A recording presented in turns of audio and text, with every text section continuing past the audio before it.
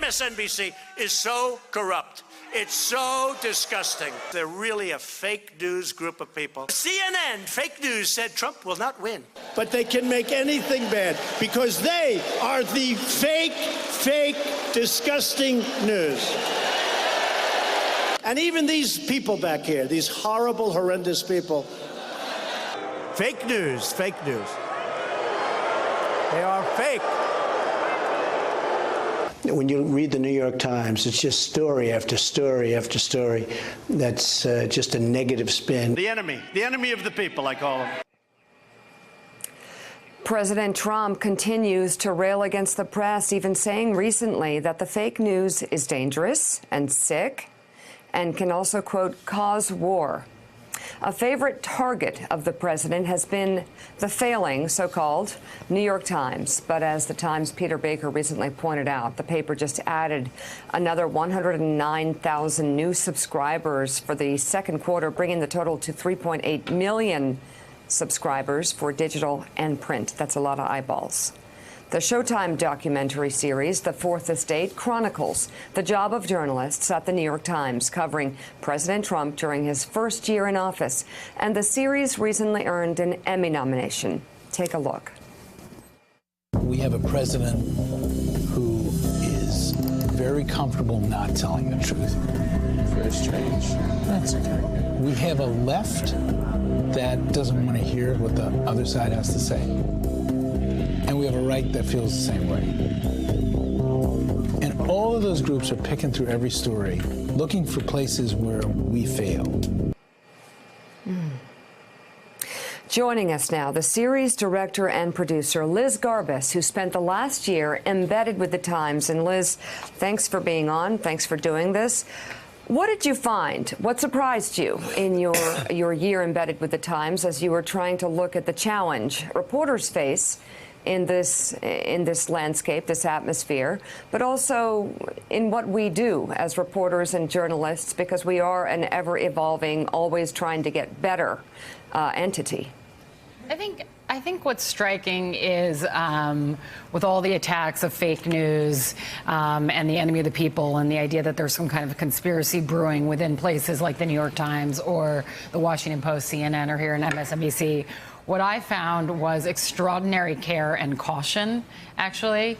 The amount of tips and possibly disinformation that comes in on a daily basis to these journalists and how wary they are of going out with information that they haven't vetted, that they can't triple, quadruple source. I mean, I think what we saw what happened with Brian Ross was, you know, he went out with one that could happen any day to any journalist, that you could kind of go out with a story that you've been given on other people and then, you know, not watch it, that danger is there all the time. And the fact that the New York Times, the writers get it right as much as they do is quite extraordinary given the landscape that we're Another facing. thing that was so extraordinary to me was the transparency. I mean, they really gave you access to go there, even in some of their most difficult moments that they were confronting as a paper.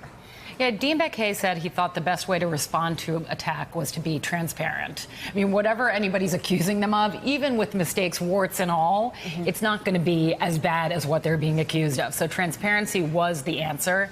And I think it was smart, because what you see are just people going to work every day, doing their best, and mostly getting it right. Do you find, Liz, and we know a lot of the reporters that you've highlighted in the documentary, did you find that they absorb the attacks from Donald Trump? Is it on their mind when they're reporting? Do they care about it? Does it feel important to them that they're under assault from the president? It doesn't. I don't think it really affects their day-to-day comportment and the way they go about doing their job. I mean, the stakes have always been high. When you get something wrong at a newspaper like the New York Times or any of these big institutions, there are huge repercussions. It doesn't happen that much. When they do, they correct it. They take it very seriously. I think the stakes are higher now, so I think that weighs on people. But, you know, you don't see them kind of really paying attention to it or engaging in it. You know, Mary Barron said, you know, the president is war, but we as journalists are at work. And that's what you see. Liz, let me play devil's advocate with the other side would say, well, yes, but these people are left-leaning by nature. So how can they be objective? Even if they're trying to be, they vote a certain way, they're intellectually come from a certain place. How are they not just leaning a little left as they're reporting? journalists are human beings, and of course they may vote. Some don't vote, but they may vote, and they may go out there and express that. But I think that and Dean has said this too, the natural state of affairs between the press and power should be one of tension. It should be one of holding them accountable.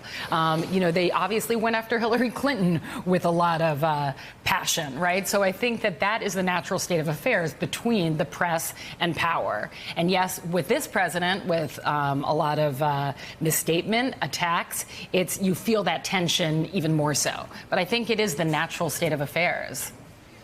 You know, Mika, maybe most journalists are center-left. A lot of surveys have shown that through the years. But you talk to Hillary Clinton supporters, they're just as angry at the New York Times for Michael Schmidt's tough reporting throughout the 2015 and 16 campaign. So the New York Times got it from both sides, and the Times is still getting hammered from Democrats and Hillary Clinton supporters for their tough, fair coverage in the 2016 election cycle. All 4 episodes of Emmy-nominated documentary series, The Fourth Estate, available across Showtime platforms. And Liz Garbus, thank you very much for your work. Thanks, Liz. Appreciate it. Thanks for having me. And thanks for checking out MSNBC on YouTube, and make sure you subscribe to stay up to date on the day's biggest stories. And you can click on any of the videos around us to watch more from Morning Joe and MSNBC. Thanks so much for watching.